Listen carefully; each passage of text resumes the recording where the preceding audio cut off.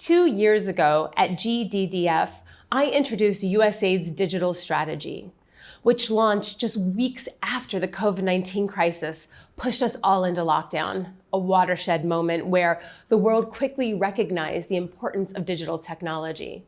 Now, entering its third year of implementation, the digital strategy is deep in the process of transforming how USAID and its partners think about and engage with digital ecosystems. To explain where we're going, I'm first going to take us back a few years as to why we created the strategy. USAID has worked in digital development for over 10 years in sectors such as global health, financial services, and digital connectivity. This work grew organically out of the needs identified in the field. However, as the digital revolution continued to expand, it was clear the agency needed a comprehensive agency-wide approach. And that's where the digital strategy comes in. Through the strategy's formation process, agency staff, our partners, and the public identified 17 areas that represented ways for the agency to grow its digital practice, like cybersecurity, digital literacy, protecting children and youth from digital harm, and digital government. Over the past 2 years, the digital strategy focused on building a solid foundation in these areas, establishing baseline definitions and common frameworks for USAID and the development community. So what's changed since the strategy launched in April 2020? Well, the very first significant achievement is that we defined the digital ecosystem through the Digital Ecosystem Framework and developed resources to help staff and partners understand and responsibly engage with the digital ecosystem. We're sharing this framework and those resources broadly with the development community to create a common set of terms and definitions as this sector matures. The Digital Ecosystem Framework serves as the core of our digital development approach. For example, the Digital Ecosystem Country Assessment, or DECA for short, uses the framework as the foundation for USAID missions to understand the risks and the opportunities in their partner countries' digital sector. So far, 22 USAID missions are doing DECAs. Join the DECA session today at 10 a.m. EDT to learn more about this incredible tool. Next, 16 missions have received $5.9 million through USAID's annual Digital Ecosystem Fund. Missions use the framework to demonstrate ecosystem-level impact in their proposed activities. For example, USAID Benin partnered with the Ministry of Health to strengthen supply chain logistics of health commodities like medications by upgrading the paper-based process into an electronic information system. Another major area of emphasis in the first 2 years was building the USAID of tomorrow through a number of human resources efforts that elevated and integrated the role of digital technology within USAID and the broader development community. These include establishing a Chief Digital Development Officer position in USAID. This first-of-its-kind position for a bilateral donor guides the digital adoption of the agency's programs and its delivery of development and humanitarian assistance.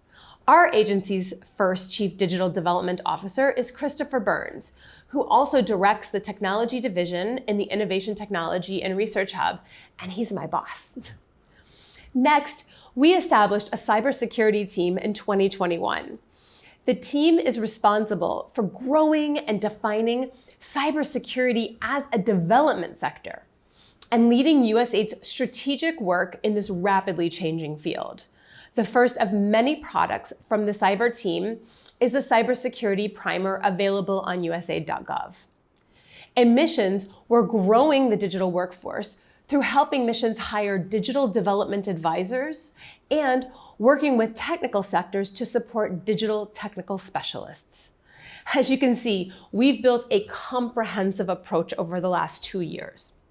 Now, we're starting to scale these efforts by zooming out from the 17 initiatives to integrate this foundation with the agency's ongoing and future digital work.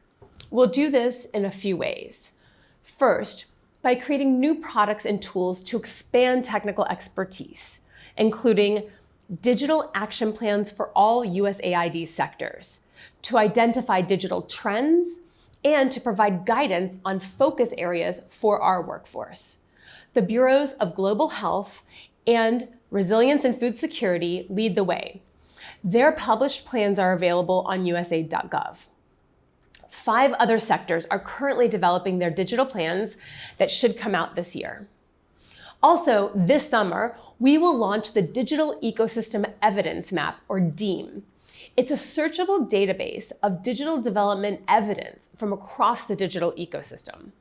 You can get a sneak peek of this system during the GDDF tech demo. Second, USAID is looking to empower the next generation of digital development professionals. We're looking to build digital development curriculum into international development graduate level programs at US universities and colleges. We recently launched an activity working with various universities to identify the best way forward, and will continue expanding this partnership to conduct this important work. Finally, investing in digital public goods. At President Biden's Summit for Democracy in December of last year, Administrator Power announced USAID's plans to help support the development of a charter for digital public goods. This is a multi-stakeholder initiative that seeks to advance the creation and adoption of safe, trusted, and inclusive digital public infrastructure at scale. Join the GDDF session today to learn more about the charter and how you can get involved with this process. This is just a very brief overview of where we've been and where we're going. We have so much to look forward to over the next 3 years of the digital strategy and beyond 2024. For those of you from our partner organizations or other donors, we welcome your collaboration and feedback as we charge ahead to harness the digital revolution together. Thank you.